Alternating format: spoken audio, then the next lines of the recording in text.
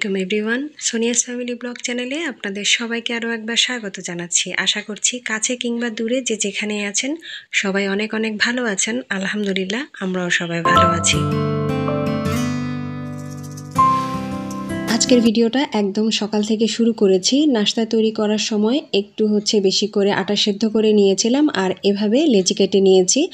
আমি এভাবে প্রায় সময় তৈরি করে রাখি একটু বেশি করে, যেন পরে 2 দিন আমাকে আটা সেদ্ধ করার আর ঝামেলা করতে না হয়। যেহেতু ছোট দিনের বেলা দেখা যায় যে বাড়তি কিছু কাজ যদি করে রাখি তাহলে আমাদের কাজের সুবিধা হয়ে থাকে। আসলে সময়ের সাথে সাথে চলতে গেলে অনেকটা কষ্ট হয়ে যায়, আর প্রতিদিন একই কাজ যদি করতে থাকি তাহলে দেখা যায় যে অনেকটা সময় চলে যায়। যেহেতু বাচ্চাদের পরীক্ষা চলতেছে, তাই কিছু কিছু কাজ যদি আমরা আগে থেকে গুছিয়ে রাখি তাহলে দেখা যায় যে আর অতিরিক্ত কাজগুলো আমাদেরকে করতে হয় না।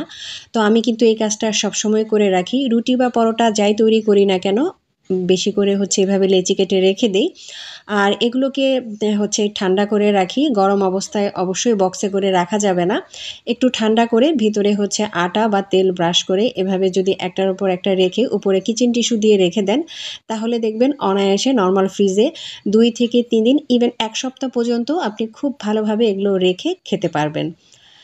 তো সেগুলো আমি ফ্রিজে রেখে দিয়েছি। আর এখন বাজার গোছাতে চলে এসেছি। শীতের দিনের বাজার দেখতে আমার কাছে ভীষণ ভালো লাগে। শীতের এই সবজিগুলো এত সুন্দর হয় আর এত সুন্দর কালার হয়। লাল লাল টমেটো, সেই সাথে পেঁয়াজের পাতা, তারপর ধনিয়া পাতা, যেই জিনিসটা ছাড়া আমি আসলে তরকারি একদমই রান্না করতে পারি না। সিম, শাক এগুলো দেখতে এত ভালো লাগে, আর এইগুলোর রঙগুলো এত সুন্দর হয়ে থাকে যে শীতকালের সবজি আসলে যেটাই রান্না করি না কেন সেটাই অনেক মজার হয়।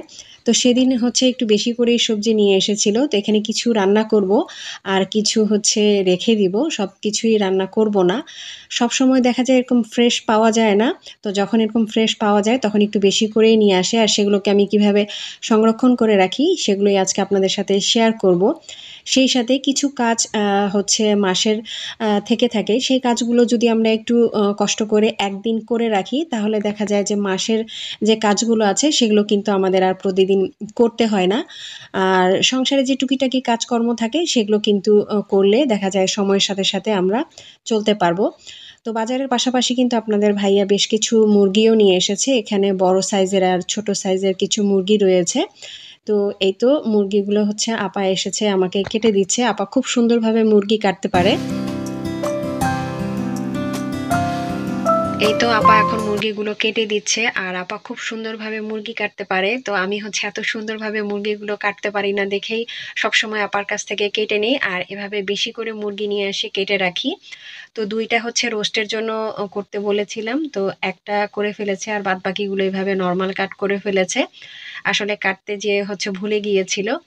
যাই হোক, এখনই এগুলোকে আমি পলিব্যাগে করে তারপর রেখে দিব। যদি বক্সে করে রাখতাম তাহলে সবগুলো ধুয়ে তারপর পানি ঝরিয়ে রেখে দিতাম। যেহেতু পলিব্যাগে রাখছি সেজন্য আর ধুবো না। ধুইতে গেলে দেখা যাবে যে এখান থেকে পানি পড়ে তারপর ফ্রিজটা নোংরা হয়ে যাবে। যেহেতু বক্সের পরিমাণ কম ছিল সেজন্য এভাবে করে রেখে দিয়েছি। তো প্রতিদিন যেহেতু মুরগি খাওয়া হয় না, 2-3 দিন পর পর রান্না করা হয়, তো কিছুদিন অন্তত পক্ষে এই কাজগুলো করতে হবে না। সেজন্য একবারে বেশি করে মুরগি নিয়ে এসে এভাবে কেটে তারপরে রেখে দেই। আর এভাবে করে যদি কেটে রেখে দেন তাহলে দেখবেন যে প্রতিদিনের কাজগুলো অনেকটা কমে যায়, আর মাসের কিছু কাজ আছে যেগুলো একদম অনেক দিন পর্যন্ত আর করতে হয় না। যেহেতু আমরা গৃহিণী, সংসারে কাজকর্ম তো অনেক কিছু থেকেই থাকে, তার পাশাপাশি যদি এই কাজগুলো আবার প্রতিদিন করতে হয় তাহলে তো অনেকটা সময় চলে যাবে। আর যাদের ছোট বাচ্চা আছে তাদের তো আরো অনেক কষ্ট হয়। তারা কিন্তু চাইলে এভাবে করে বেশি করে মুরগি নিয়ে এসে একদিন বেশি করে কেটে তারপর পরিষ্কার করে রেখে দিবেন, তাহলে দেখা যাবে যে আর পরবর্তীতে যে কোনো সময় আপনি বের করে রান্না করতে পারবেন।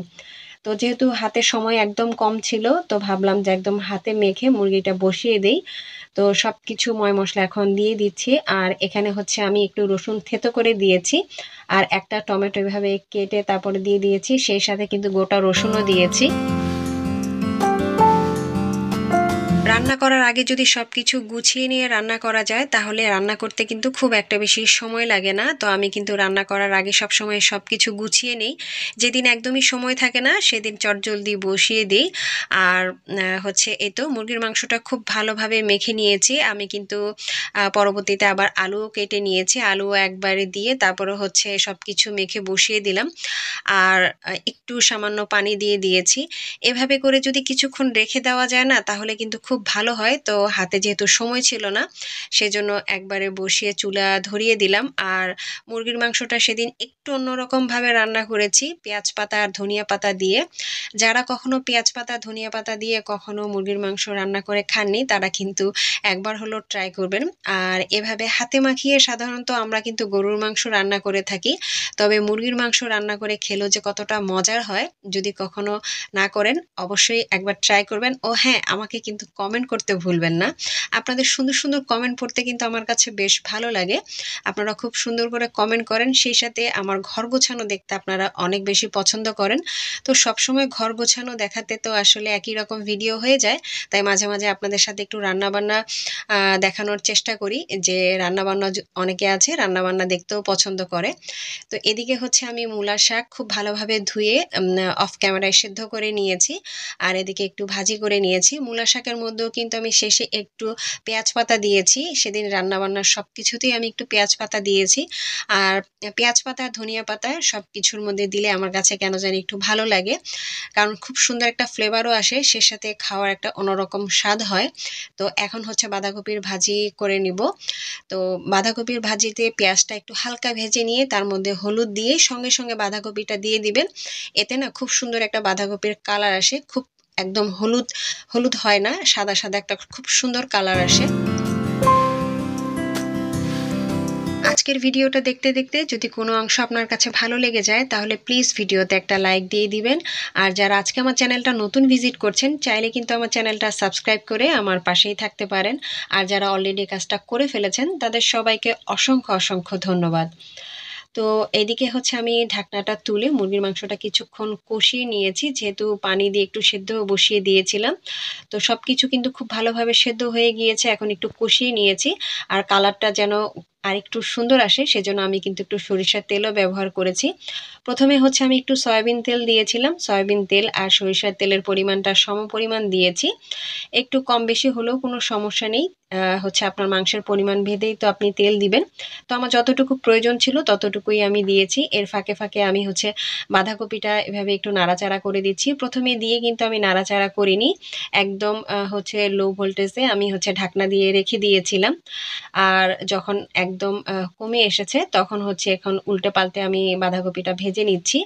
আর এদিকে মাংসটা খুব ভালোভাবে কষিয়ে নেওয়া হয়ে গিয়েছে। তো যেহেতু ঝোলের পানি দিব তার আগে আমি এর মধ্যে হচ্ছে একটু জিরার গুঁড়া আর গরম মশলার গুঁড়া দিয়ে নিয়েছি। সেই সাথে বেশ খানিকটা পেঁয়াজ পাতা আর ধনিয়া পাতা দিয়েছি, একদম ফ্রেশ ফ্রেশ সব কিছু ছিল। এত সুন্দর একটা স্মেল আসছিল কি বলবো, আর খেতে যে কি অসাধারণ হয়েছিল।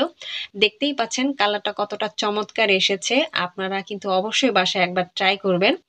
এদিকে বাঁধাকপির ভাজিটাও হয়ে গিয়েছে, এর মধ্যেও বেশ খানিকটা পেঁয়াজ পাতা ধনিয়া পাতা দিয়ে দিয়েছি।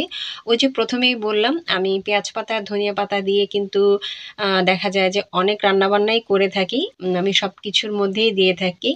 তো এই তো ফাইনালি সব কিছু রান্নাবান্না হয়ে গিয়েছে, দেখতেই পাচ্ছেন কত সুন্দর একটা কালার এসেছে মাশাল্লাহ। তো আপনারা কিন্তু বাসায় এভাবে একবার ট্রাই করতে পারেন। এদিকে বাঁধাকপির ভাজিটাও হয়ে গিয়েছে। দুপুরে রান্নাবান্না শেষ। আর রান্না করেছিলাম মুরগির মাংস আলু দিয়ে ঝোল, সেই সাথে বাঁধাকপির ভাজি আর মূলা শাক ভাজি। আলহামদুলিল্লাহ সব রান্নাগুলোই অনেক মজার হয়েছিল।